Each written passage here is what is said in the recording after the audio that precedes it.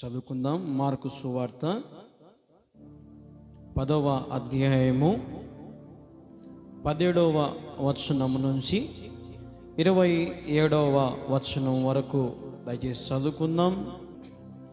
ఆయన బయలుదేరి మార్గమున పోవుచుండగా ఒకడు పరిగెత్తుకొని వచ్చి ఆని ఎదుట మోకాలుని, సబ్బోధకుడా, నిత్య జీవమునకు వారసుడగుటకు నేనేమి చేయుదని ఆయన అడిగెను.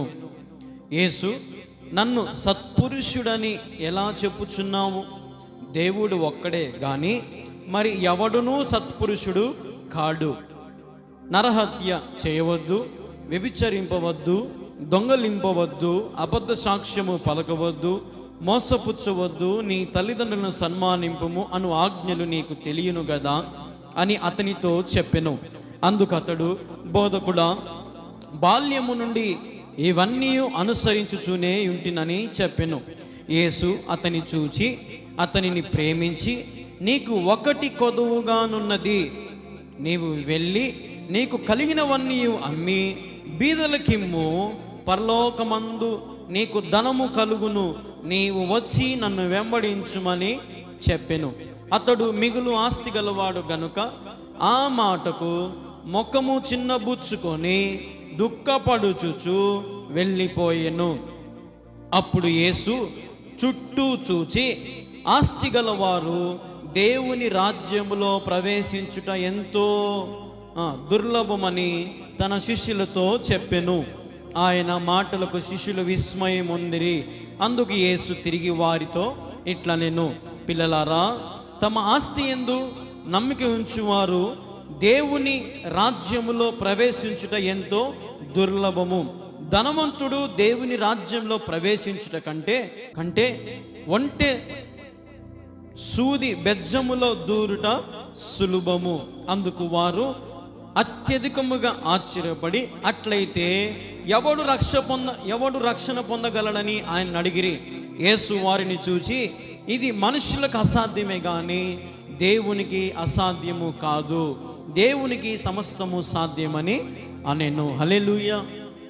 చిన్న ప్రార్థన చేసుకొని వాక్యంలోకి వెళ్దాం. మా ప్రియమైన యేసుక్రీస్తు ప్రభువా, మరొకసారి నీ సన్నిధిలో సాగిలు పడుతున్నాం. నిలబడిన నీ దాసుని మరుగుపరిచి నీ పరిశుద్ధాత్మ శక్తిని కుమ్మరించి నీవే మాతో మా అందరితో మాట్లాడమని యేసు నామములో ప్రార్థిస్తున్నాను తండ్రి, ఆమేన్.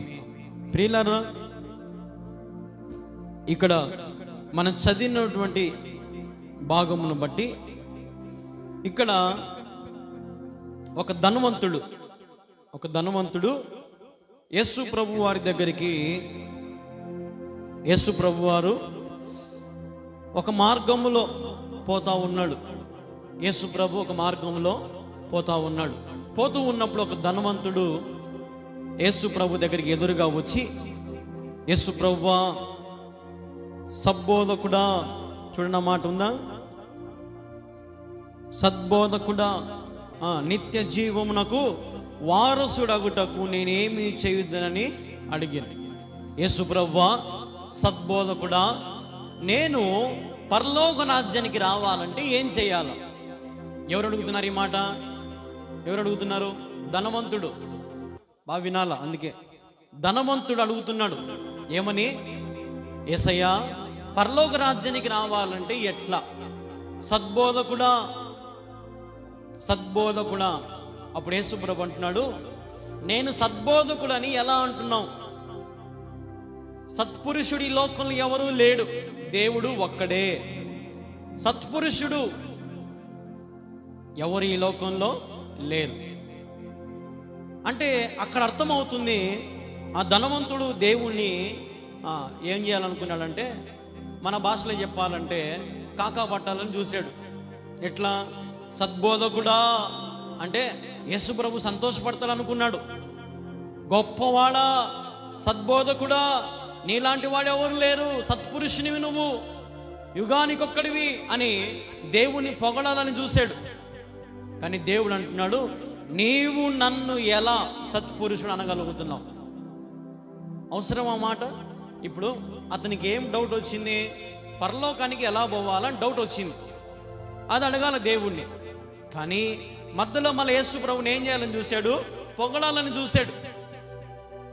ఈరోజు చాలామంది కూడా యేసు ప్రభు రాజ్యానికి వెళ్ళాలి అని ఆశ ఉంటుంది, పరలోకానికి స్వర్గానికి వెళ్ళాలని ఆశ ఉంటుంది. చనిపోయాక యేసు ప్రభు దగ్గరికి వెళ్ళాలా, ఆ రాజ్యము చూడాలని ప్రతి ఒక్కరికి ఆశ ఉంటుంది. కానీ దేవుడు కొన్ని ఆజ్ఞలను మనకు పెట్టాడు. ఈ నిర్గమకాండములో 20వ అధ్యాయంలో ఆ 10 ఆజ్ఞలు మనం చదివినట్లయితే ఆ 10 ఆజ్ఞలు మానవుడు ఏం చేయాలా? పాటించాలి. అప్పుడు యేసు ప్రభు ఇంకొక మాట అంటున్నాడు, నరహత్య చేయవద్దు, వ్యభిచరింపవద్దు, దొంగలింపవద్దు, అబద్ధ సాక్ష్యము పలకవద్దు, మోసపుచ్చవద్దు, నీ తల్లిదండ్రులను సన్మానించు. ఇవి చేస్తే పరలోక రాజ్యానికి పోతావు అని అంటున్నాడు దేవుడు. ఎవరితో? ధనవంతుడితో. హల్లెలూయా. ధనవంతునితో దేవుడు అంటున్నాడు. మొదట ఏమన్నాడు? సత్పురుషుడు ఎవరు? అసలు ఎందుకు సత్పురుషుడు అంటున్నావు? సత్పురుషుడు ఒక్కడు లేడు, దేవుడు ఒక్కడే. అది మొదటి మాట. రెండవ మాట ఏం మాట్లాడాడు? ఆజ్ఞలు చెప్పాడు. నరహత్య చేయొద్దు, వ్యభిచరించవద్దు, దొంగలింపవద్దు, అబద్ధ సాక్ష్యం పలకవద్దు, నీ తల్లిదండ్రులను సన్మానించు అని 2 మాటలు అడిగాడు. అప్పుడు కింద మళ్ళా ఆ ధనవంతుడు అడుగుతున్నాడు.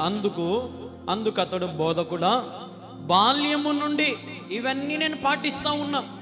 ఏంటంట? Over confidence. ఇది అంటే, ప్రభువా నేనంటే ఏందనుకున్నావు? నేను చిన్నప్పటి నుంచి చర్చికి పోయినా, బాల్యము నుంచి నేను ఈ ఆజ్ఞలు పాటించిన, నేను అర్హత చేయలే, మోసం చేయలే, దొంగతనం చేయలే, వ్యభిచారం చేయలే, ఏం చేయలేదు ప్రభువా, నేను చాలా నీతిమంతుణ్ణి అని అంటా ఉన్నాడు ఈ ధనవంతుడు.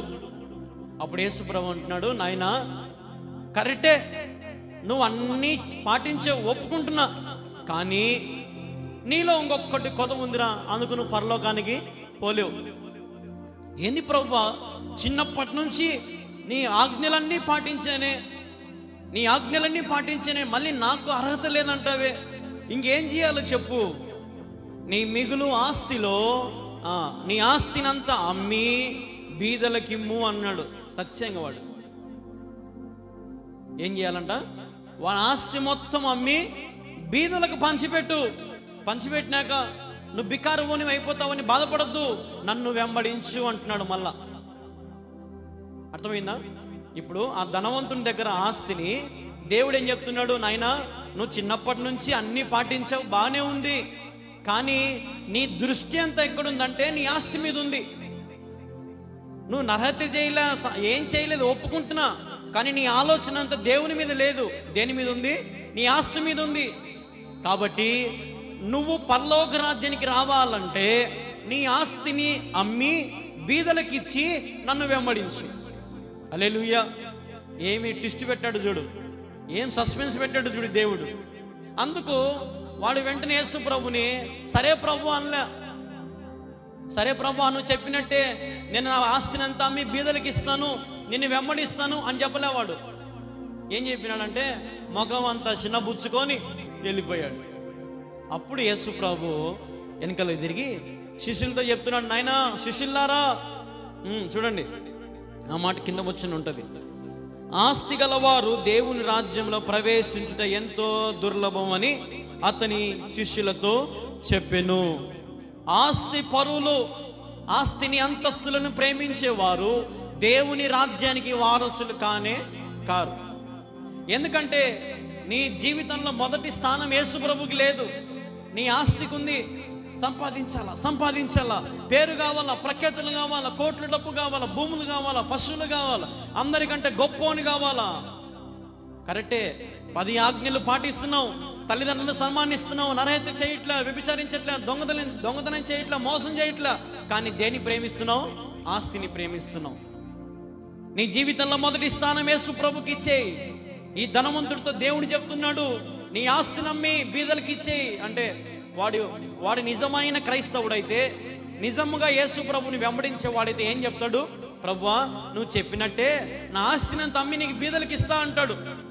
కానీ వాని డబుల్ గేమ్ బయట పడిపోయింది. వాని గుట్టు రట్టయిపోయింది.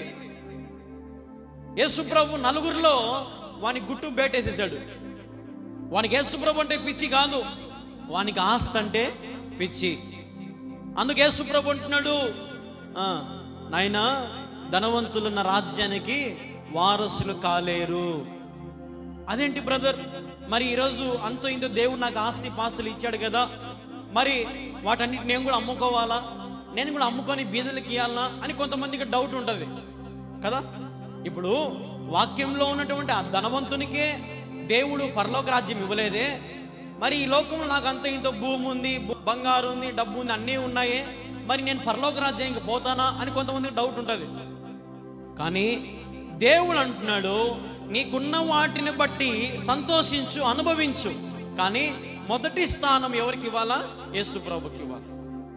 ఇప్పుడు అక్కడ ధనవంతునికి యేసుప్రభు చెప్పాడు ఏమని, నీ ఆస్తిని బీదలకు ఇచ్చి నన్ను వెంబడించు అన్నాడు. యేసుప్రభుని వెంబడించడం అంటే మామూలు విషయం అమ్మా? యేసుప్రభుని ఆయన నన్ను వెంబడించు అన్నాడు. ఒకవేళ సపోజ్ ఇప్పుడు యేసుప్రభు నా దగ్గరికి వచ్చి, నాయన కళ్యాణ్ బాబు, నీ ఆస్తినంతా అమ్మి నీ శాలను అన్ని ఎవరికొకరికి వేరే సేవకులకి ఇచ్చేసి నువ్వు అసలు ₹1 నీ దగ్గర పెట్టుకోకుండా నన్ను వెంబడించు, ఉట్టి చేతులతో నా దగ్గరికి రా అన్నాడు అనుకో, ఖచ్చితంగా నేను పోతా యేసు ప్రభుని వెంబడిస్తే. ఎందుకంటే ఆయనను వెంబడిస్తే అంతకంటే ఇంకేం కావాలా? యేసు ప్రభే నన్ను వెంబడించు అన్నప్పుడు సంతోషంగానే చేయబట్టుకుని వెళ్ళిపోవాలా.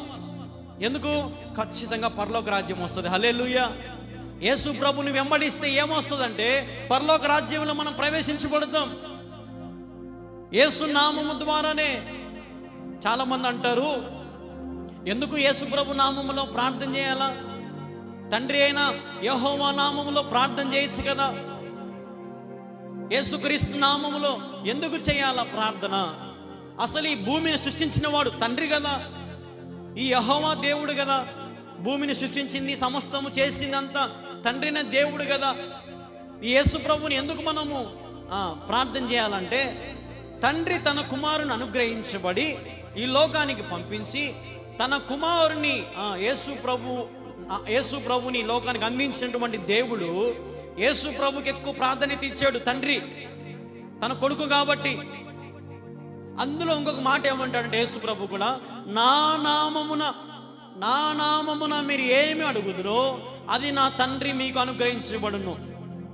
ఇప్పుడు సపోజ్ ఇప్పుడు ఒక ఎమ్మెల్యే ఉన్నాడు అనుకోండి, ఒక ఎమ్మెల్యేనో ఎంపీనో ఉన్నాడు అనుకోండి ఉదాహరణకి. ఆ ఎమ్మెల్యేనే పనంత చేయడు, వాళ్ళ కొడుకులో వాళ్ళ కూతురులో కింద పక్కన ఏం చేస్తూ ఉంటారు, పనులు చేస్తూ ఉంటారు. ఆ పంచాయతీ ఇవో అవో ఏదో ఒకటి చేసి ఆ ఊరిని ఒక రోజు పోయి చూసి వస్తారు, ఈ ఊరిని పోయి చూసి వస్తారు. కానీ ఎమ్మెల్యే ఒకడే, కానీ కింద పనిచేసే వాళ్ళు తన భార్యనో తన పిల్లలో ఎవరో ఒకరు పని చేస్తూ ఉంటారు. ఇప్పుడు ఎమ్మెల్యే దగ్గరికి పోతేనే పని అవుతుందని కాదు, ఎమ్మెల్యే కొడుకు దగ్గరికి పోయినా కూడా పని అవుతుంది. అవునా కదా? ఇప్పుడు నీకు ఏదైనా పెన్షన్ కావాలమ్మా, పెన్షన్ ఏదైనా ఇబ్బంది ఉంది, ఎవరి దగ్గరికి పోతావు? ప్రతి దానికి సర్పంచ్ దగ్గరికి పోతావా? పోవు. ఎక్కడికి పోతావు? ఒక సచివాలయం దగ్గరికి పోతావు. అలాగే యేసు ప్రభు తండ్రి అనే దేవుని దగ్గరికి పోకముందే నువ్వు ఈ యేసుక్రీస్తు ప్రభుని అడిగితే పరలోక రాజ్యానికి నువ్వు పోగలుగుతావు. అందుకే దేవుడు అంటున్నాడు, ధనవంతుడు సూది బెద్దములో పోగలుగుతాడా? ఏమంటాడు ధనవంతుడు? నాకేమంత కర్మ, నాకేమంత అవసరం, ఆ సూది బెద్దములో దూరడానికి నాకేమంత అవసరం? మీరవే దూరిపోండి, మీరంటే పేదవాళ్ళు, అనగాజలము, తక్కువ కులం వాళ్ళు, మీరంటే యేసు ప్రభుని వెంబడిస్తూ ఉన్నారు, నాకేమవసరం, నా దగ్గర ఆస్తుంది పాస్తుంది అన్నీ ఉన్నాయి అని ఈరోజు ధనవంతుడు అంటా ఉన్నాడు కదా. ఈరోజు ప్రతి ధనవంతురాళ్ళు దేవునికి మొదటి స్థానం ఇచ్చి దేవుని సన్నిధిలో ప్రాధేయపడితే, దేవునికి సమస్తం ఇస్తే దేవుడు అంటాడు, నన్ను వెంబడించు. హల్లెలూయా, హల్లెలూయా, హల్లెలూయా. దేవుణ్ణి వెంబడిస్తాం. దేవుడు నీకు ఏం విడిచిపెట్టమన్నాడు? విడిచిపెట్టేయి. నిన్ను త్రాగుని విడిచిపెట్టమన్నాడా? విడిచిపెట్టేయి. నిన్ను వ్యభిచారం విడిచిపెట్టమన్నాడా? విడిచిపెట్టేయి. నిన్ను మోసం విడిచిపెట్టమన్నాడా? విడిచిపెట్టేయి. నీకు ఏ ఇబ్బంది ఉందో, దేవుడు నిన్ను ఏది వ్యతిరేకిస్తున్నాడు దాన్ని విడిచిపెట్టి దేవుణ్ణి అడుగు. గొప్ప కార్యాలు దేవుడు నా జీవితంలో చేస్తాడు. ప్రియమైన సహోదరి సహోదరుడా, అక్కడ దేవుడు మళ్ళీ శిష్యులతో అంటున్నాడు, ఆయన మాటలకు శిష్యులు విస్మయం ఉందరంట. అంటే యేసు ప్రభుని వెంబడిస్తున్నటువంటి ఆ శిష్యులు ఏమయ్యారు? మైండ్ బ్లాక్ అయిపోయింది. ఏంది ప్రభువా? ఈరోజు దేవుని సన్నిధిలో ప్రియమైన దేవుని వారలారా, దేవుడు చెప్తున్నటువంటి మాట ఏంటంటే, యేసు ప్రభు నిన్ను వెంబడించమంటే ఆయనను ఏం చేయాలా? వెంబడించాలి. యేసు ప్రభు సన్నిధిలో యేసు ప్రభును మహింపరుస్తూ యేసు ప్రభు నామాన్ని ఉన్నత స్థితికి తీసుకెళ్ళాలి. గొప్ప దేవుడు ఆయన, మహాగణుడు, 10,000 అతి శ్రేష్టమైనటువంటి దేవుడు, నిత్యము వేవేల దూతలతో పూజింపబడుతున్నటువంటి దేవుడు ఆయన.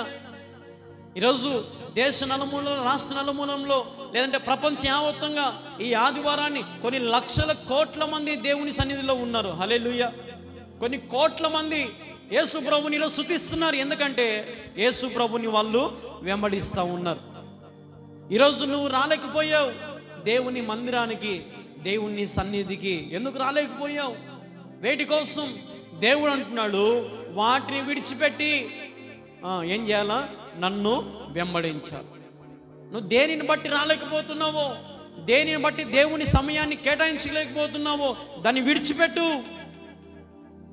నేను పోయిన వారము మా అన్నతో చెప్పా. మా అన్న ఉద్యోగం చేసే దగ్గర మా అన్నని ఆదివారం పూట చర్చికి పంపట్లేదంట.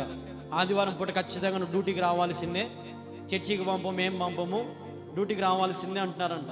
పోనీ సాయంత్రం పూటన్నా ఈ కల్లూరికి వచ్చి వాక్యం చెప్పుకుందాం ఎప్పుడన్నా అనుకుంటే సాయంత్రము పంపడం లేదంట. నేను ఒకటే మాట చెప్పాను, నాకు దేవుడు నీకు ఏదన్నా మాట్లాడుతున్నాడు కదా, ఆ ఉద్యోగాన్ని వదిలిపెట్టి పారే, దేవుని వెంబడించు. దేవుడు గొప్ప స్థితికి తీసుకెళ్తాడు. నువ్వు భయపడద్దు, టెన్షన్ పడద్దు. దేవుని వెంబడిస్తే ఏ కొదవ దేవుడు చేయడు. ఈరోజు నాకే కొదవ లేదు, దేవుని నమ్ముకున్నా, దేవుని వెంబడిస్తున్నా, పరిచర్య చేస్తున్నా, దేవుడు నా ఆహారాన్ని, నాకు సమస్త ఆయన నన్ను పోషిస్తున్నాడు అని ధైర్యంగా చెప్పేసరికి వానికి ఒక ధైర్యం వచ్చింది, మా అన్నకు ఒక ధైర్యం వచ్చింది. సేవ చేయాలని ఆశ ఉంది, భారం ఉంది, కానీ ఏముంది లోపల? భయం అనేది ఉంది. ఏమైపోతానో, ఎట్లనో అని భయపడుతూ ఉన్నారు. ఈరోజు చాలామంది కూడా ఈ ఆస్తులను చూసి, అంతస్తులను చూసి, అందచందాలను చూసి, సౌందర్యాన్ని చూసి మోసపోతూ ఉన్నారు. వాక్యం చెబుతుంది, వాటిని విడిచిపెట్టి నన్ను వెంబడించండి. హల్లెలూయా. దేవుని వెంబడిస్తున్నావా? నీ కష్ట సమయంలో దేవుని వెంబడిస్తున్నావా? నీ సంతోషమైనటువంటి సమయంలో దేవుని వెంబడిస్తున్నావా? నీ దుఃఖ సమయంలో దేవుని వెంబడిస్తున్నావా? నీ లేమిలో, నీ ఇబ్బందులలో, నీ అప్పులలో, నీ శ్రమలలో దేవుని వెంబడిస్తున్నావా? అన్నీ ఉన్నప్పుడు యేసుప్రభుని వెంబడించడం కాదు, ఏమీ లేనప్పుడు కూడా యేసుప్రభుని వెంబడించాలి. ఒక పూట తిండి లేకపోయినా కూడా యేసయ్యా నీకు స్తోత్రం, ప్రభా నాకు ఆహారం లేదు, వారం నుంచి లేదు ప్రభా, నీకు స్తోత్రం. నీకు దగ్గర ఏమి ఉన్నా ఏమి లేకపోయినా, అందం ఉన్నా చందం ఉన్నా, ఏమి ఉన్నా ఏమి లేకపోయినా యేసు ప్రభుని ఎన్నడూ వెంబడించి, దేవుడిని వస్త్రాలు చూడు, దేవుడిని అలంకరణ చూడు, దేవుడిని ఏమో పట్టు చీర కట్టిందా, ఏమో మంచి నెక్లెస్లు వేసుకుందా, ఈడు బాగా కోటు బూట వేసినాడా, మంచి కొత్త బట్టలు అని దేవుడు చూడు. దేవుడు చూసేది ఏంటంటే నీ పరిపూర్ణమైనటువంటి హృదయాన్ని. నీ హృదయంలో దేవునికి ఆలయం కట్టుకున్నావా? నీ హృదయంలో దేవునికి ఒక మందిరాన్ని కట్టావా? దేవునికి మందిరాన్ని కట్టి దేవుని వెంబడిస్తున్నావా? లేదంటే ధనవంతునిలాగా ముఖము చిన్నబుచ్చుకుంటారు కొంతమంది కదా. ఇప్పుడు ఈరోజు వాక్యం అందించే విషయంలో, వాక్యం అందిస్తూ ఉన్నప్పుడు మధ్యలో ఏదైనా దేవుడు మాట్లాడాడు అనుకోండి, కొంతమంది ఏం చేస్తారంటే, కళ్యాణ్ బాబు పాస్టర్ గారు ఈరోజు నా గురించే వాక్యంలో చెప్పినాడు కదా, నా గురించే చెప్పినాడు అని చెప్పి ఏం చేస్తారు? ముఖము చిన్నపుచ్చుకుంటారు. వాక్యంలో ఉందన్నమాట, ముఖము చిన్నపుచ్చుకుంటారంట. కానీ వాక్యం చెబుతుంది, ముఖము చిన్నపుచ్చుకుంటే పరలోకాన్ని ఇవ్వలేవు, ముఖము గట్టిగా కోపాడి తిట్టినా కొట్టినా దేవుని దగ్గరికి పోలేవు. నీతో మాట్లాడుతున్నాడా? నీ హృదయానికి గుచ్చుకుందా? నువ్వేం చేయాలా? సరి చేసుకోవాలి. ఇప్పుడు సిగరెట్ ప్యాకెట్ మీద ఏముంటుంది? సిగరెట్ ప్యాకెట్ మీద తాగేవాడు సిగరెట్ ప్యాకెట్ మీద ఏముంటుంది అంటే, ధూమపానము ఆరోగ్యానికి హానికరం అని ఉంటుంది. అంటే తాగుతే పోతావు, క్యాన్సర్ వస్తుంది నాయన, నోరంతా పగిలిపోతుంది అని ఒక బొమ్మ కూడా వేస్తాడు వాడు. ఆ సిగరెట్ ప్యాకెట్ బొమ్మ ఉంటుంది, క్యాన్సర్ వచ్చిన బొమ్మ అంత ఉంటుంది, దవడల బొమ్మ పగిలిపోయి అయినా కానీ వీళ్ళు ఏం చేస్తారు? తాగుతారు. మద్యపానము హానికరమునైనా తాగితే లివర్లు అన్ని చెడిపోతాయి. ఈ ఎర్రగా ఉండే ఈ ఊపిరితిత్తులు నల్లగా అయిపోతాయి. అందగా ఉంటే ఒక మందు గ్లాసులో ఒక పచ్చి మాంసం తెచ్చి వేసినాం అనుకో, గంట కల్లా ఏమవుతుందంటే నల్లగా అయిపోతుందంట. అంత పవర్ఫుల్. మరి మానవుడు ఎందుకు తాగుతున్నాడు అంటే, మానవునికి మంచి చెప్తే చిన్నపుచ్చుకుంటున్నాడు, మంచి చెబుతా ఉంటే చిన్నపుచ్చుకుంటున్నాడు, ముఖము చిన్నపుచ్చుకుంటున్నాడు. నువ్వేంది నాకు చెప్పేది కదా, నువ్వు చెప్తే మారాలనా, నువ్వు చెప్తే నేను మారాలనా? ముఖం ఈరోజు మానవులు చిన్నపుచ్చుకుంటున్నారు, దేవుని వెంబడిస్తున్నారు, ఇంట్లో పటాలు ఉన్నాయి, దేవునికి పూజ చేస్తున్నారు, ఆరాధిస్తున్నారు, కానీ హృదయంలో ఎవరు లేరు? యేసు ప్రభు లేడు. ఆచారముగా పద్ధతులుగా దేవుని పాటిస్తున్నారు. ఇది పాత నిబంధన కాలం కాదు, ఇది పాత నిబంధన కాలం కాదు, కొత్త నిబంధన కాలం. బలులు అర్పించుట కంటే మాట వినుట శ్రేష్టం అని వాక్యంలో ఉంది. నువ్వు బలులు అర్పిస్తున్నావు, కానుకలు సమర్పిస్తున్నావు, పూజలు చేస్తున్నావు, ఆచారాలు చేస్తున్నావు, పద్ధతులు చేస్తున్నావు, దేవుని మందిరాన్ని హేళనగా చూస్తున్నావు, ఎంతో అసలు దేవుని నిర్లక్ష్యంగా చూస్తున్నావు. మరి ఈరోజు దేవుని రాజ్యానికి ఎలా పోగలుగుతావు? పరిశుద్ధంగా ఉండాలా, దేవుని వాక్యం ఎక్కడో నాకు నిలబడాలా, దేవుని వెంబడించండి. ఇప్పుడు ఫస్ట్ వచనమో చూడండి, ఫస్ట్ నేను చదివింది 17వ వచనం, మొదటి వచనమో చూడండి, ఏమని ఉంటుంది? ఆయన బయలుదేరి మార్గన పోవుచుండగా ఒకడు పరిగెత్తుకొని వచ్చాడంట. నిజమైన చెప్పేది బాగా వినాల, నిజమైన దేవుని బిడ్డలైతే ఇక్కడ ఈడేం చేశాడు? ఈ ధనవంతుడు ఏం చేశాడు? యేసు ప్రభు దగ్గరికి పరిగెత్తుకుంటూ వచ్చినాడు. పరిగెత్తుకుంటూ రావాలా, నీది అవసరం. అర్థమైంది నేను చెప్పేది అంటే? నిన్న అన్నట్ల మామూలుగా చెప్తున్నా, అంతే ఉదాహరణకు చెప్తున్నా. ఇప్పుడు దేవుచేజికి అనారోగ్యం వచ్చింది అనుకో, రోడ్డు మీద నేను కనపడితే ఆడకు వచ్చి అటు రాకూడదు. ఏం చేయాలంట? పరిగెత్తుకుంటూ రావాలా దేవుని సన్నిధికి. శ్రమైనా, ఇబ్బంది అయినా, లాభమైనా ఏం చేయాలా? నువ్వు రావాలా. ధనవంతుడు ఆస్తి గలవాడు, ఎంతో ఆస్తుంది. యేసు ప్రభువును చూడగానే పరిగెత్తుకుంటూ వచ్చాడు. యేసు ప్రభువును చూడగానే పరిగెత్తుకుని, ఈరోజు నువ్వేమంటావు? పెద్ద సేవకులు మా ఇంటికి రారు, వారింటికి పోతారు, ఇడికి పోతారు, ఆడికి పోతారు. అవసరం మీదైనప్పుడు నువ్వేం చేయాలా? పిలిచాలా. అవసరం మీద ఏదన్నప్పుడు పరిగెత్తుకుంటూ రావాలా. ఇబ్బందుల్లో ఉన్నప్పుడు, శ్రమల్లో ఉన్నప్పుడు పరిగెత్తుకుంటూ రావాలా. దేవుని మందిరానికి పరిగెత్తుకుంటురా. నీ స్థితిగతులు దేవుడు మారుస్తాడు, నీ పునాదులు మారుస్తాడు. ఈరోజు నువ్వు నేను కూడా దేవుని దగ్గరికి పరిగెత్తుకుంటూ వస్తున్నాం కాబట్టి దేవుడు మనల్ని ఇంకా క్షేమంగా పెడుతున్నాడు. దేవుడు మనల్ని ఇంకా క్షేమంగా పెడతా ఉన్నాడు. పరిగెత్తుకుంటురా. ధనవంతుడు పరిగెత్తుకుంటూ వస్తున్నాడు, మరి మనం పేదవాళ్ళం. ఈ ధనవంతునికి కొన్ని ఎకరాల భూమి ఉంటుంది నాకు తెలిసి, కొన్ని వందల పశువులు ఉంటాయి, కొన్ని వేల మంది పని మనుషులు ఉంటారు, వేల ఆస్తులు ఉంటాయి. కానీ యేసు ప్రభువుని చూసి ఏం చేశాడు? వీళ్ళు పరిగెత్తుకుంటూ వచ్చాడు. నీకు ఉండేది 1 ఎకరా భూమి, లేదంటే 2 ఎకరాలు 3 ఎకరాలు, అంతే కదా, లేదంటే ఒక 10 ఎకరాలు వేసుకో. నీకు ఉండే దగ్గర ఒక 5-6 పశువులు ఉంటాయి, నువ్వు దానికే చేతిలో 50 రూపాయలు పెట్టినందుకే అంత బిల్డప్ కొడతావు. ఈరోజు మానవుడా, దేవుని వెంబడించు, మనుషులను కాదు. మనుషులను వెంబడిస్తున్నావు, మూర్ఖత్వములను వాని వెంబడిస్తున్నావు, అబద్ధ బోధకులను వెంబడిస్తున్నావు, అబద్ధ ప్రవక్తలను వెంబడిస్తున్నావు. జాగ్రత్త. దేవుణ్ణి వెంబడించు. శిష్యులను కాదు, విశ్వాసులను కాదు, సేవకులను కాదు వెంబడించాల్సిన ఎవరిని? మొదటగా దేవుని వెంబడించు. దేవుడు ఏం చెబుతున్నాడో దాన్ని పాటించు, తర్వాత సేవకులు, తర్వాత విశ్వాసులు, తర్వాత అన్ని. దేవుడు నీకేది ఎక్కువ ఆశో దాన్ని తీసేయమంటాడు దేవుడు. అర్థమవుతుందా? దేవుడు నీకు ఎక్కువ ఏది ఆశో దాన్ని తీసేయమంటాడు. ఈరోజు ఆ కింద వచనం కూడా గమనిస్తే 27వ వచనం, యేసు వారిని చూచి ఇది మనుషులకు అసాధ్యమే కానీ దేవునికి అసాధ్యము కాదు, దేవునికి సమస్తము సాధ్యమనేను. మనుషులకు అసాధ్యము. పరలోకానికి పోవాలంటే మనుషులకు, బాగా వినాల, మనుషులకు, విశ్వాసులకు కాదు, దేవుని వెంబడించిన వాళ్ళకి కాదు, మనుషులకు అసాధ్యం అనేది దేవుని. మాకంటే ఇప్పుడు పుట్టడం, మనిషిగా పుట్టావు, బాగానే ఉంది, కానీ నువ్వేం చేయాలా?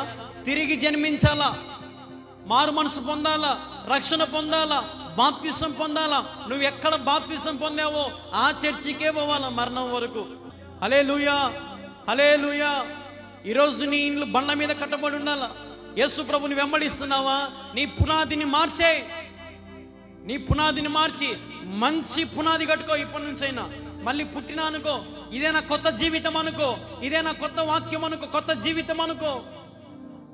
వాక్యానికి లోబడు. ఇవి ఎక్కడ, నేను ఒకటే మాట చెప్తున్నా చూడండి, దేవుని సన్నిధిలో ఎవరైతే ఆచారాలు పద్ధతులు నానా విధమైన పూజిస్తూ ఉంటారో దేవుని రాజ్యానికి వాళ్ళు పోరు. 100% ఇది. ఒకవేళ మీరు ఎవరైనా బాధపడినా నాకు ఇబ్బంది లేదు, పోలేరు. ఎందుకంటే మీ పునాదులు ఈ అబద్ధ బోధకులు మోసం చేసి పారేశారు. వాళ్ళ కానుకల కోసము, దశమ భాగాల కోసము, ఆ ధాన్యాల కోసము, అవి కోసం ఇవి కోసము మీకు అబద్ధ బోధ అంతా చెప్పారు. ఈరోజు పల్లెటూళ్ళలో అందుకే ఆశీర్వాదం లేదు. రోగాలు, ఇబ్బందులు, కష్టాలు, శ్రమలు, ఇంకా గవర్నమెంట్ మీద ఆధారపడి బతికేటోళ్ళు ఉన్నారు. ఈరోజు ఇప్పటికీ గవర్నమెంట్ ఇస్తే మాకు పెన్షన్, గవర్నమెంట్ ఇస్తే మాకు ఇల్లు, గవర్నమెంట్ ఇస్తే గవర్నమెంట్ ఇస్తే గవర్నమెంట్ ఇస్తే. ఈరోజు టౌన్లలో గవర్నమెంట్ మీద ఆధారపడరు, గవర్నమెంట్నే శాసిస్తారు ఈ టౌన్లో ఉండేవాళ్ళు. దేవుని సన్నిధికి టయానికి పోతారు, దేవుని సన్నిధిలో దశమ భాగాలు సమృద్ధిగా అందిస్తారు, వాక్యానికి లోబడతారు. అందుకే పట్టణాలలో ఏముంటుందంటే ఆశీర్వాదం ఉంటుంది, పల్లెటూళ్ళలో ఆశీర్వాదము తక్కువ. ఎందుకంటే బూతులు, గొడవలు, తగాదాలు, ఇవే లేనిపోనివన్నీ. ఒకడు బాగుంటే చూడలేరు. ఒక రోజు అంట, ఒకసారి బాగా వినాల. ఒకరోజు ఒక బాగా తిండి తినేవాడు ఒక హోటల్కి పోయాడంట. ఒక హోటల్కి పోతే ఎండ్రకాయలన్నీ తెచ్చి పెట్టారంట వాళ్ళ ముందర. సార్ మా దగ్గర ఇవ్వు, ఇన్ని దేశాలు, అమెరికా దేశం ఎండ్రకాయలు ఉన్నాయి, రష్యా దేశం ఎండ్రకాయలు ఉన్నాయి, ఆఫ్రికా దేశం ఎండ్రకాయలు ఉన్నాయి, ఇండియా దేశం ఎండ్రకాయలు ఉన్నాయి, అన్నీ ఉన్నాయి సార్ మా దగ్గర, మీకు ఏది వండి పెట్టాలని అడిగారంట. ఏది వండి పెట్టాలి సార్ మీకు అని అడిగారంట. అంటే వీడు అన్నాడంట, అన్ని దిక్కు చూస్తూ ఉన్నాడంట. అన్నీ చూస్తూ ఉంటే ఈ అమెరికా ఎండ్రకాయలు ఏం చేస్తూ ఉన్నాయంటే పైకి ఎక్కుతూ ఉంటే కింద ఎండ్రకాయలు సపోర్ట్ చేస్తూ ఉన్నాయి ఎక్కి పారిపోవడానికి. ఇప్పుడు ఒక బాక్స్లో ఎండ్రకాయలు అన్నీ ఉన్నాయనుకో, ఈ అమెరికా ఎండ్రకాయలు ఏం చేస్తా ఉన్నా అంటే ఒకటి పైకి ఎక్కుతా ఉంటే కింద ఇంకోటి సపోర్ట్ చేసి బయటికి పంపిస్తున్నాయి. రష్యా దేశం ఎండ్రకాయలు కూడా అట్లే సపోర్ట్ చేస్తున్నాయి. అన్ని దేశాల ఎండ్రకాయలు తప్పి పారిపోవాలని చూస్తూ ఉన్నాయి. కానీ ఈ ఇండియా ఎండ్రకాయలు మాత్రం పైకి ఎక్కుతా ఉంటే వెనక్కి లాగుతూ ఉన్నాయి. నేను చెప్పేది అర్థమైందా? పైకి ఎండ్రకాయ ఎక్కుతా ఉంటే వెనక్కి లాగుతా ఉన్నాయి. ఎందుకు? వీడు పారిపోవడం వీనికి ఇష్టం, కింద ఉన్న వాళ్ళకి ఇష్టం ఉండదు. ఈ ఎండ్రకాయ తప్పిపోతా ఉంటే వీనికి ఇష్టం ఉండదు అన్నమాట. ఇప్పుడు ఇది కూడా అంతే. మన ఇండియాలో ఉన్నటువంటి మన ఇండియాలో ఉన్నటువంటి ఒక గవర్నమెంట్ తప్పు ఏంటంటే ఇదే, ఒకడు ఎదుగుతూ ఉంటే లాగాలని చూస్తారు, ఒకడు ఉన్నత స్థితికి పోతా ఉంటే వెనక్కి లాగాలని చూస్తారు. కానీ వేరే దేశస్తులు అలా కాదు. మా అన్న ఈరోజు మంచి ప్రయోజకుడు, మా తమ్ముడు ఈరోజు మంచి ప్రయోజకుడు, మా అక్క ఈరోజు మంచి ప్రయోజకుడు గర్వంగా చెప్పుకుంటారు, ఉన్నత స్థితికి తీసుకెళ్తారు. ఈరోజు సొంత కుటుంబీకులు కూడా ఒప్పుకోరు. నీకు మంచి పేరు ఎట్లా వచ్చింది? మా వాళ్ళనే. ఈరోజు అమ్మా నాన్న కూడా అంటారు అన్నమాట, ఎంత కష్టపడినా కూడా నీకు మంచి పేరు ఎట్లా వచ్చిందంటే మా వాళ్ళనే, మేము లేకపోతే నువ్వు లేవు, మా పేరు చెప్పు మైక్లో, మా గురించి చెప్పు, ఆడి చెప్పు, ఈడు చెప్పు అని అంటారు. మన ఇండియాలో ఉండేది అదే, పల్లెటూళ్ళలో ఉండేది అదే. ఒకరు ఎదుగుతూ ఉంటే చూడలేరు. అందుకే ఏదో ఒకటి చేయాలా, ఏదో ఒకటి. కానీ వేరే దేశాలలో అలా లేదు. అందుకే గొప్ప గొప్ప ఉన్నత స్థితిలలో వాళ్ళు ఉన్నారు. ఒక్కొక్క అంతస్తులు 200 అంతస్తులు 300 అంతస్తులు పెద్ద పెద్ద మిద్దెలు కట్టుకొని ఉన్నారు. మన బ్రతుకు ఎందుకంటే ఇంకేటి గవర్నమెంట్ బిల్డింగ్ మీద ఉందంటే మనం ఒకరు ఎదుగుతూ ఉంటే లాగే అలవాటు మనది. కాబట్టి అప్పుడు ఏం చేయాలంటే నువ్వు పైకి ఎక్కేటప్పుడు కింద లాగేటప్పుడు కాలుతో ఒక తన్నట తనాల, తన్నుతే కింద పడతాయి. అప్పుడు నువ్వేం చేస్తావు? హ్యాపీగా పైకి ఎక్కుతావు. హల్లెలూయా. పైకి ఎక్కాలా, పైకి ఎక్కి ఉన్నత స్థితికి పో. నీకెవరు అడ్డం పడుతున్నారో వాని పక్కకు దోసిపారే. మంచి స్థితిలో దేవుడు నిన్ను తీసుకెళ్తాడు. నీ హేటర్స్ని పట్టించుకోవద్దు. 10% నేను ఎగతాళి చేసేది, హేళన చేసేది, 90% నీకు సపోర్ట్ చేస్తారు. ఆ 90% కోసం పని చేయి. ఈ 10% వీళ్ళు చెత్తం, వీళ్ళు పనికిమాలిన వీళ్ళు, దేనికి పనికిరాలు వీళ్ళు. ఈ 10% వాళ్ళకి పని అదే. కాబట్టి వాళ్ళని పట్టించుకోవాలి, వాళ్ళని పక్కన వేసాయి, వాళ్ళ జోలికి పోవద్దు. వాళ్ళతో నీకు అవసరంలా. దేవుని వెంబడించు. నీ ఆస్తిని పాస్ దేనినైనా సరే దేవుడు విడిచిపెట్టమన్నాడా? విడిచిపెట్టే. యేసు ప్రభుని గుడ్డిగా వెంబడించు. దేవుని వెంబడిస్తే పరలోక రాజ్యానికి పోగలుగుతావు. ఈ రాజ్యంలో నువ్వేం సంపాదించినా అది పోయేటప్పుడు కట్టకట్టుకుని పోలేవు. నువ్వెన్ని చేసినా కట్టకట్టుకుని పోలేవు, నీ వల్ల కాదు. కాబట్టి ప్రియమైన దేవుని వారసులారా, దేవుడి మీతో చెబుతున్నాడు, మంచి స్వబుద్ధి కలిగి మంచి జీవితము కలిగి ఉన్నత స్థితికి వెళ్ళాలని ఆశపడుతున్నావా? అయితే దేవుణ్ణి వెంబడించు. నీ వస్త్రాలు ఎలా ఉన్నా, నువ్వు ఎలాగున్నా సరే దేవుడు నిన్ను ప్రేమిస్తా అంటున్నాడు. ఆయనను వెంబడించు. హల్లెలూయా. ఆయనను వెంబడించు. హల్లెలూయా, హల్లెలూయా. దేవునికి మహిమ కలుగునగాక. ఆమేన్. అందుకు దేవుడు అంటున్నాడు, ఇది మనుషులకు అసాధ్యమే కానీ దేవునికి అసాధ్యము కాదంట. దేవునికి అసాధ్యం అంటే ఈ లోకంలో ఏది లేదు. ఈరోజు నువ్వు అనుకోవచ్చు, నా వల్ల ఇది ఏడవుతుందిలే, నేను ఎక్కడ కట్టగలుగుతలే, నేనేం చేయగలుగుతలే, నేను ఆడ విధవరాల్ని, నాకేంది భార్య లేదు, పిల్లలు లేరు, ఎవరు లేరు, నేను ఒంటిగాన్ని, నా వల్ల ఏమవుతుంది, నేనేం చేయగలుగుతా, నాకు ఇన్ని అప్పులు ఇన్ని శ్రమలు ఉన్నాయి అని నువ్వు అనుకుంటున్నావు. కానీ దేవుని దగ్గరికి అడిగితే దేవునికి సమస్తము సాధ్యమే. దేవునికి అసాధ్యమేనంటే ఈ లోకంలో ఏది లేదు. అందుకే అని అంటున్నాడు ఆయన, నా నామమున మీరు నన్ను ఏం అడిగినను అవి మీకు అనుగ్రహించబడును అని వాక్యంలో. ఏందంట? నా నామమున ఏమి అడుగుతారో అవి మీకు అనుగ్రహించబడతాయి, అవి మీకు ఇస్తాడు దేవుడు. కానీ క్లారిటీ మెయింటైన్ చేయాలి, క్లారిటీ మెయింటైన్ చేయాలి. ప్రార్థన చేసేటప్పుడు క్లారిటీ మెయింటైన్ చేయాలి. దేవుని అడగాల, ప్రభువా నా పరిస్థితి ఇది, నా జీవితం ఇది, నా పరిస్థితులు ఇలా ఉన్నాయి, నువ్వు మార్చు. నేను నిన్ను వెంబడిస్తూ ఉన్నా, మనుషులను హేళన చేస్తూ ఉన్నారు, మనుషులను ఇబ్బందులు పెడతా ఉన్నారు, నన్ను మార్చు ప్రభువా, నా స్థితిగతులు మార్చు ప్రభువా అని దేవుని అడిగితే దేవుడు తప్పకుండా సహాయం చేస్తాడు. ఈరోజు చాలామంది పాపాలు ఒప్పుకోవట్ల క్రైస్తవులే తప్పులు చేస్తూ ఉన్నారు. సోమవారం నుంచి శనివారం వరకు తప్పులన్నీ చేసి ఆదివారం పూట పరిశుద్ధుల మాదిరి ఏం చేస్తారు? బల్ల తీసుకుంటారు. నోరు తెరిచి ప్రభువా నేను సోమవారం నుంచి శనివారం దాకా ఎన్నో లెక్కలేని తప్పులు చేశాను, ఎన్నో అబద్ధాలు ఆడాను, మోసాలు చేశాను ప్రభువా, నన్ను క్షమించు ప్రభువా అని అడిగేటోళ్ళు లేడు. పక్కనోడిని తీసుకున్నాడా? నేను తీసుకోకపోతే బాగుండవే, తీసుకోవాలంతే. అసలు ప్రార్థన జీవితం ఉండదు. ఉదయం లేవగానే ప్రార్థన చేసుకోరు, ప్రార్థనతో జీవితం ప్రారంభించరు, ప్రార్థనతో రోజును ప్రారంభించడం మానేశారు. ఈరోజు కుటుంబ ప్రార్థనలు లేవు, ఎంతోమంది కుటుంబాలలో ప్రార్థనలు లేవు, ఉదయకాలం ప్రార్థన లేవు, ఒక పాట లేదు, ఒక పాట లేదు, ఒక దేవుని మాట లేదు, ఏమీ లేదు. అదే ఎవరన్నా ఫోన్ చేసి రేపు ఉదయాన్నే 5 గంటలకల్లా పనికి పోవాలా రాండి అన్నాం అనుకో, 4కే లేచింటారు. 4కే లేచి అలారం పెట్టుకొని అయినా సరే 4కే లేచి అన్ని అన్ని వండుకొని ఇల్లు వాకిలు కడుక్కొని వేడి నీళ్ళు పెట్టుకొని 5 కల్లా మోరి దగ్గరకు వచ్చి నిలబడతారు. ఎందుకు? పనికి పోయేదానికి. ఎందుకు? పైసా, డబ్బు, 500 600 కూలి వస్తుంది. అమ్మా టయానికి రండి దేవుని సన్నిధికి 9 నుంచి 11 వరకు అంటే ఎందుకు రాలేకున్నారంటే డబ్బు పోతుంది కదా, ఇడ కానుక వేయాలి, డబ్బు పోతుంది, డబ్బు రాదు, ఇడ డబ్బు పోయేదే పోతుంది. అమ్మా ఎందుకు అడుగు? ఆ 50 రూపాయలకు ఒక తనస బాటిల్లో ఒక అర్ధ కేజీ చికెన్, ఒక 1/2 కేజీ చికెన్ ఏదో ఒకటి వచ్చి తిని పనుకుంటే పోదు. అడిగి పోయే బదులు, దేవుని సన్నిధిలో కూర్చుండే బదులు, దేవుడు వెండి బంగారంలో కోరే దేవుడు కాదాయన, నీ అంతస్తులు ఛందస్సులు కోరే దేవుడు కాదాయన, నీ ప్రెజెన్స్, నీ హాజరు కావాలా. నువ్వు వచ్చి దేవుని సన్నిధిలో కూర్చో, నువ్వు 1 రూపాయి బేకున్నా పర్వాలా, దేవుని సన్నిధిలో కూర్చొని దేవుని మాటలు విను, దేవుని సన్నిధిలో బలపడు. ఈరోజు దేవుని సన్నిధిలో నీ కష్టము, నీ ప్రయాస దేవుడు చూస్తూ ఉన్నాడు. కాబట్టి ఎక్కడ వాక్యం ఉందో అక్కడ నిలబడు, ఎక్కడ దేవుని మహిమ ఉందో అక్కడ దేవుని పూజించు, ఎక్కడ దేవుని మహిమను చూస్తున్నావో అక్కడ దేవుని కోసం నిలబడు. శ్రమ అయినా, ఇబ్బంది అయినా, మాటలు వచ్చినా, ఏమొచ్చినా సరే నిలబడు. నువ్వు ఎక్కడ బాగుపడుతున్నావో అక్కడ నిలబడు, నువ్వు ఎక్కడ శ్రమల నుంచి ఇబ్బందులు పోతున్నాయో అక్కడ నిలబడు. సేవకుడు వాక్యంతో గుచ్చుకుంటా ఉందా? సేవకుని వాక్యము నీ ముఖము చిన్నపోసుకుంటున్నావా? అయితే ఏం చేయాలా? హృదయాన్ని గుచ్చుకున్న వాక్యాన్ని సరి చేసుకో, నీలో ఉన్నటువంటి పాపాన్ని మలినాన్ని తుడిచివేయి. పరిస్థితులు మారిపోతున్నాయి, ఏ క్షణం ఏమవుతుందో తెలియదు. కాబట్టి దేవుడు అంటున్నాడు, ధనవంతులు విగ్రహారాధికులు ఎవరు కూడా నా రాజ్యానికి వారసులు కాదు. సూది బెద్దంలో దూరలేరు మీరు. ఇప్పుడు కృషి ఉంటే కలదు సుఖం అని అన్నారు.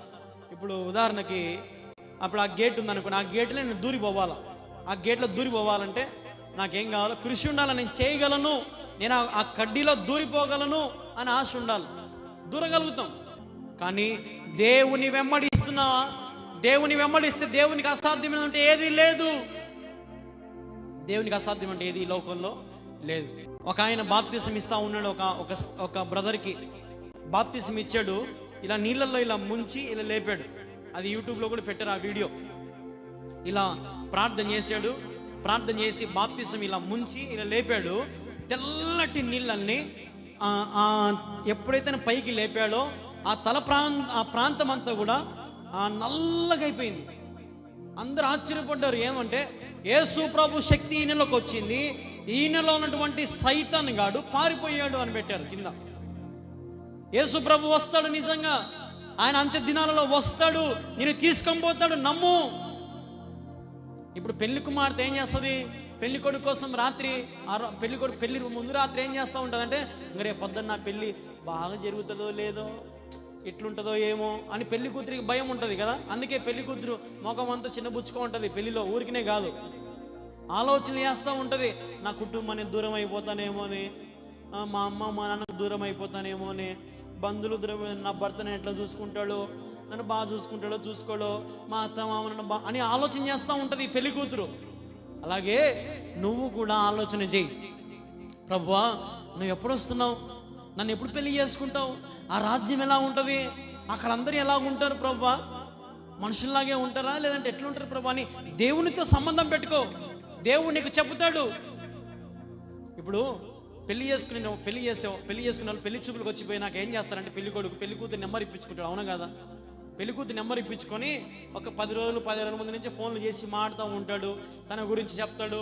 నేను పలానా ఉద్యోగం చేస్తూ ఉన్నా, నువ్వేం చేయాలనుకుంటున్నావు, రేపు మన పిల్లలు ఎట్లా, నువ్వేమైనా చదువుకున్నావా అన్ని ఇద్దరు ఏం చేస్తూ ఉంటారు, పెళ్లి కాకముందే మాట్లాడుకుంటారు, అవునా కదా? వాస్తవమా కాదా? మాట్లాడుకుంటారు. అలాగే నువ్వు కూడా పరలోక రాజ్యానికి పోకముందే దేవునితో మాట్లాడు, ఫోన్ చేయి దేవునికి, ప్రభు నలుగు, వాక్యాన్ని తెరిచి ప్రభు నలుగు, ప్రభు నీతో మాట్లాడతాడు. ప్రభువా ఎట్లుంటుంది పరలోక రాజ్యం, నేను వారసునేనా, నన్ను చేసుకుంటావా లేదా, నన్ను చేసుకున్నప్పుడు నేను ఎలాగ ఉండాలో చెప్పు, నేను నాలో ఏం తప్పులు ఉన్నాయి, నన్ను ఎందుకు పెళ్లి చేసుకోవు, నన్ను చెప్పు ప్రభు అని దేవుని అడుగు. దేవుడు చెప్తాడు నీలో ఉన్న తప్పుదమ్ములు. ఇప్పుడు వీనికి చెప్పాడు, ధనవంతునికి చెప్పాడు, ఏం చెప్పాడు, నీ ఆస్తుల భాగము నమ్మి బీదలకు పంచు అన్నాడు. వాడు పంచుకోకుండా మగమంత చిన్నబుచ్చుకున్నా నుంచి పోయాడు. ఈరోజు నువ్వు కూడా అలాగే ఉన్నావా? పోపో నీకోసం నా ఆస్తి మీద ఏంది, పోపో నీకోసం నీ చర్చికి రావడమేంది, ఏమి ఇంట్లో లేడా, వాకిల్లో లేడా, గుడిలో లేడా, గుండెలో లేడా, ఈ డైలాగులన్నీ వద్దు. దేవుని దగ్గరికి వస్తున్నావా, రా. దేవుని మందిరంలో కూర్చుంటావా, కూర్చో. దేవుని మహింపరచాలనుకుంటున్నావా, మహింపరచు. దేవుని కోసం రా. దేవుడు నిన్ను వివాహం చేసుకుంటాడు, ఆయన రాజ్యాన్ని నిన్ను మేఘాల మీద తీసుకుని పోతాడు. ఏంటంట, మేఘముల మీద. భక్తులు ఊరికినే రాయరు పాటలు, భక్తులు ఊరికినే రాయలే ఈ వాక్యాలు. ఆయన నిజంగా వచ్చేవాడే. ఆయన మాట ఇస్తే, నిన్ననే చదువుకున్నాం, వాగ్దానం చేసిన వాడు నమ్మదగిన వాడు కదా. అంటే ఆయన చెప్పాడు చేస్తాడంతే. వస్తాడు ఆయన వచ్చినప్పుడు పాపాత్మలంతా ఒక తిక్కుపోతారు, దురాత్మల గారి చీకటి శక్తులు అన్నీ ఒక తిక్కుపోతాయి, మోసపరులు అందరూ ఒక తిక్కుపోతారు, వ్యభిచారులకు తిక్కుపోతారు, అబద్ధ సాక్ష్యాలు చెప్పే వాళ్ళకు తిక్కుపోతారు. ఎవరు నిలబడలేరు.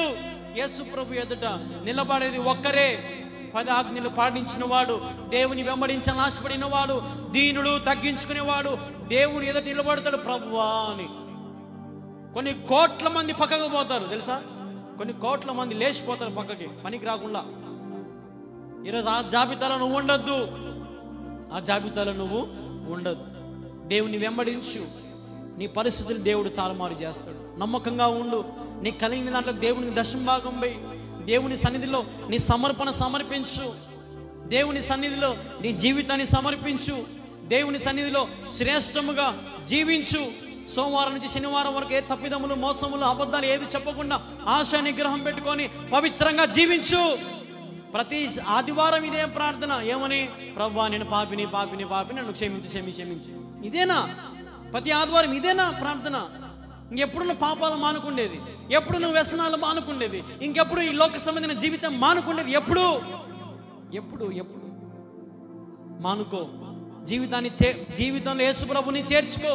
యేసు ప్రభు నీలో ఉంటే పాపము చేయాలంటే భయపడతావు. యేసు ప్రభు నీలో ఉంటే మోసము చేయాలంటే భయపడతావు. యేసు ప్రభు నీలో ఉంటే లోక సంబంధమైన జీవితం జీవించాలంటే భయపడతావు. యేసు ప్రభు నీలో లేడు కాబట్టే విచ్చలవిడమైన జీవితాన్ని జీవిస్తున్నావు. యేసు ప్రభు నీలో లేడు కాబట్టే మోసాలు చేస్తున్నావు. యేసు ప్రభు నీలో లేడు కాబట్టే అబద్ధ సాక్ష్యాలు చెబుతున్నావు. యేసు ప్రభు నీలో లేడు కాబట్టే దేవుని పనికి వ్యతిరేకపరుస్తున్నావు. హల్లెలూయా. ఈరోజు దేవుని సన్నిధిలో ప్రభువా నాలోకి రా, నేను ఇక నుంచి ఏ తప్పులు చేయను, పరిశుద్ధంగా ఉంటా, నా చేతిలో బైబిల్ ఉంది, ఇక నుంచి నేను ఎక్కడికి వెళ్ళినా బైబిల్ పట్టుకొని వెళ్తా, బైబిల్ వాక్యానుసారంగా జీవిస్తాను ప్రభువా, వాక్యం ఏం చెబుతుందో దాని ఆధారంగా బ్రతుకుతాను ప్రభువా, నన్ను ఇంతవరకు తెలుసో తెలియక అనేక తప్పులు చేసి క్షమించు అని ఇదే ఆఖరిగా ప్రార్థన చేయి.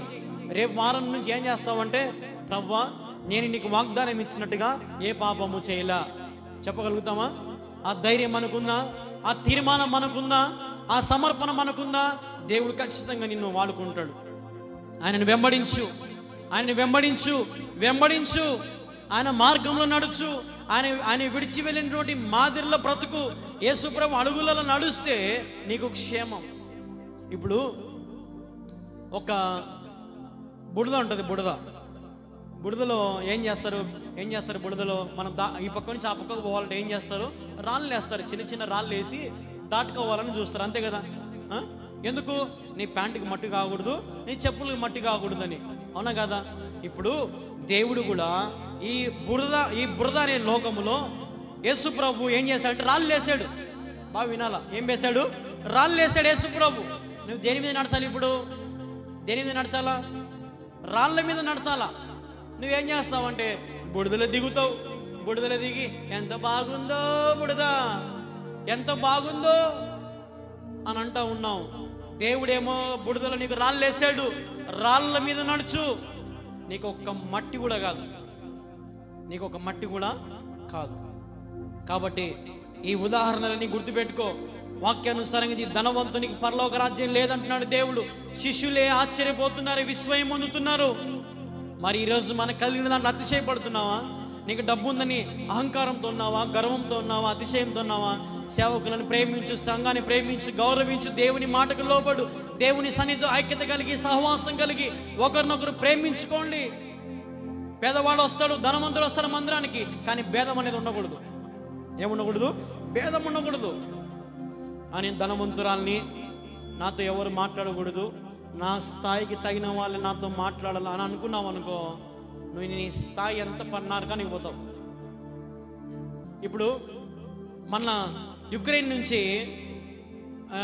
మన భారతదేశపు విద్యార్థులను తీసుకొచ్చారు, విమానంలో తీసుకొస్తే మన కేంద్ర మంత్రి కిషన్ రెడ్డి ఆ విమానానికి ఎదురుగా నిలబడి అందరికీ వందనాలు ఇట్లా చెప్తున్నాడు, వచ్చిన ప్రతి ఒక్కరికి ఇట్లా చేతులు చెప్తున్నాడు. కానీ ఒక్కడు కూడా తిరిగి ఆయనకి నమస్కారం చెప్పాల. ఎందుకంటే చదువు ఉంది, జ్ఞానం ఉంది, అన్నీ ఉన్నాయి, కానీ ఏం లేదు, వానికి సంస్కారం లేదు. చదువు ఉంది, జ్ఞానం ఉంది, డాక్టర్లు వాళ్ళంతా డాక్టర్లే, ఇంజనీర్లు, అంత చదువు చదివిన వాళ్ళకి ఏం లేదు, సంస్కారం లేదు. కిషన్ రెడ్డి ఒక కేంద్ర మంత్రి, మన ఇండియాకే మంత్రి అంటే ఒక చీఫ్ మినిస్టర్ అనుకోండి, ఒక అంత పెద్ద మంత్రి ఎదురుగా నిలబడి ఏమో శుభాకాంక్షలు, క్షేమంగా వచ్చినందుకు శుభాకాంక్షలు అని చెప్తున్నాడు. ఆయన చెప్తుంటే ఒక్కడు కూడా ఆయన తిక్కు చూడడంలా, ఎవరిని కొద్ది వాడు దాటుకుని పోతా ఉన్నాడు. ఏం ప్రయోజనం? సంస్కారం లేదు, అహంకారంతో ఉన్నారు. ఒకవేళ మన భారత ప్రభుత్వం వాళ్ళని వదిలిపెట్టింటే వాని సావేంది? కృతజ్ఞత లేదు. మనుషులకు అదే చెప్పేది, కృతజ్ఞత లేదు. మమ్మల్ని ఇంత కాపాడి ఉచితంగా మమ్మల్ని ఈ దేశానికి పిలుచుకొచ్చారే అని దేశం మీద ప్రేమ లేదు, సంస్కారం లేదు. ఇప్పుడు ఒకవేళ నేను ఒకవేళ ఆ విమానంలో అంటే ఏం చేయాలంటే, కిషన్ రెడ్డి గారు చాలా థ్యాంక్స్ అండి, అక్కడ మేము చచ్చిపోయే వాళ్ళము, మమ్మల్ని బ్రతికించి ఇక్కడ తీసుకొచ్చారండి, చాలా థ్యాంక్స్ అండి అని చెప్పాలా. ఈరోజు ఎంత సంస్కారం లేనటువంటి మనుషులు ఉన్నారు. ఈరోజు చాలా మంది దేవుణ్ణి ప్రేమించలేకపోతూ ఉన్నారు, సంస్కారం లేదు. తల్లిదండ్రులే సంస్కారంతో ఉన్నారు, పిల్లలు ఏం పెంచుతారు చెప్పండి? పుట్టకొకడు చెట్టుకొకడు పోతా ఉంటాడు, తల్లిదండ్రులు పట్టించుకోరు. వాడు తిన్నాడా, వాడు ఎక్కడ పోయాడు, వాడు అలుక్కొని తింటున్నాడా, వాడు ఎవరింట్లో ఉన్నాడు, ఏం చేస్తా ఉన్నాడని పట్టించుకుని తల్లిదండ్రులు లేరు. సంస్కారంతో పెంచట్లా. పిల్లలకు నాయనా స్కూల్కి వెళ్ళండి, చదువుకోండి అని నేర్పించే వాళ్ళు లేరు. పనికి పో, ఈరోజు కూలి తీసుకొని రా, తిను, పనుకో. మంచి పొజిషన్ తీసుకుపోదామని లేదు, సంస్కారం నేర్పిద్దామని లేదు, మాట తీరు నేర్పిద్దామని లేదు. ఈరోజు ఏమైపోయిందంటే ప్రతి ఇంటికి పిల్లోడే మగోడు అయిపోయాడు. పిల్లోడే, వాడు చిన్న చిన్న పిల్లోడే, కానీ ఏరా అంటాడు వాడు ఎవరినంటే. ఈరోజు సంస్కారం లేని కుటుంబాలు ఎన్నో ఉన్నాయి, సభ్యత లేనిటువంటి కుటుంబాలు ఎన్నో ఉన్నాయి. కానీ దేవుడు అంటున్నాడు, నేను మిమ్మల్ని మారుస్తా, నన్ను వెంబడించండి, పరలోక రాజ్యం మీకే, పరలోక రాజ్యం మీకే, నన్ను వెంబడించండి. మీ స్థితిగతులను మారుస్తా, మీ పునాదులను మారుస్తా, నన్ను వెంబడించండి, వాక్యానికి లోబడండి, రండి. దేవుడు మీకు సమస్త దీవెనలతో నింపుతాడు. పాపముల నుంచి మీకు విడుదల కావాలా, మీకు పాప క్షమాపణ కావాలా, యేసు ప్రభుని అడగండి. ప్రభువా, నేను పాపాత్మురాల్ని. సిగ్గుపడద్దు, భయపడద్దు, జడియద్దు. నీలో ఉన్న తప్పిదములు చెప్పుకో దేవునికి. దేవుని నేను కొట్టడు, తిట్టడు, ఏం చేయడు, అరసడు. నువ్వు ఒప్పుకుంటే ఆయన క్షమిస్తాడు. ఏమి దాగున్నాయో ఈ మనసులో, ఎన్ని దాగున్నాయో, గుప్పెడంత గుండెలో అంట, గుప్పెడంత గుండెలో ఎన్నో ఉంటాయంట. ఈ గుప్పెడంత గుండెలో ఎన్నో పాపాలు ఉంటాయంట. గుప్పెడే, నీ గుప్పెడంత ఉంటుంది, అంతే ఉంటుంది నీ గుండె, నీ మనసు. కానీ నువ్వు ఈ గుప్పెడంత గుండెలో ఎన్ని ఉన్నాయో, ఎంతమందికి అవకాశం ఇచ్చావో నీ హృదయంలో, ఎంతమందికి మోసం చేస్తున్నావో నీ హృదయంతో, జాగ్రత్త. దేవుడు చూస్తూ ఉన్నాడు. ఆయన సీసీ కెమెరా, ఆయన సీసీ కెమెరాలు, ఆయన దగ్గర ప్రతి ఫుటేజ్ ఉంటుంది, ప్రతి వీడియో ఆయన దగ్గర ఉంది. నీ పాపం అంతా బట్టబయలైపోతుంది. జాగ్రత్త, దేవుడు నీ స్థితిగతులను మారుస్తాడు. అన్నీ పోయాక చేతులు కాలేక ఆకులు పడుకోవడం ఏం ప్రయోజనం? చేతులు కాలక ముందే దేవుని దగ్గరికి రా. జీవితం నాశనం అయిపోకముందే దేవుని దగ్గరికి రా. ఇంకెంతో జీవితం ఉంది తమ్ముడా, అన్న, జీవితం ఎంతో ఉంది.